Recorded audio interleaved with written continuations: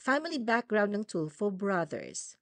Nagmula sa pamilyang may matibay na koneksyon sa kasaysayan ng militar sa Pilipinas. Ang ama ng Tulfo brothers, si Colonel Ramon Tulfo Sr., ay veteranong sundalo na lumaban sa Bataan bilang second lieutenant ng Philippine Army. Nakaligtas siya sa Bataan Death March at sa Capas Prison Camp. Pagkatapos ng digmaan, naging opisyal siya ng Philippine Constabulary at nagretiro bilang colonel. Ang kanilang lolo, si Corporal Felix Tulfo ay dating sundalo ng Philippine Scouts.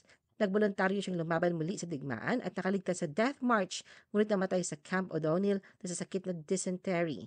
Ang kapatid ni Ramon Sr. na si Sergeant Sabas Tulfo ay tumakas mula Bataan, naging gerilya at kalaunan ay nagretiro bilang Master Sergeant ng US Army. Silang tatlo ay nakahimlay sa libingan ng mga bayani. Ang kanilang ina, si Caridad Tishiba Tulfo, ay isang Filipino-Japanese. Anak siya ni Fukumatsu Tishiba, isang negosyanteng Hapones. Nakilala ni Caridad si Ramon Sr. sa Davao bilang interpreter sa War Crimes Investigation. Dapat sana siyang i-deport pabalik sa Japan, ngunit naiwasan ito nang sila'y ikasal. Dahil sa lahing Hapon ni Caridad, hindi madalas pag-usapan ni Ramon Sr. ang karanasan niya sa digmaan upang hindi ito masaktan.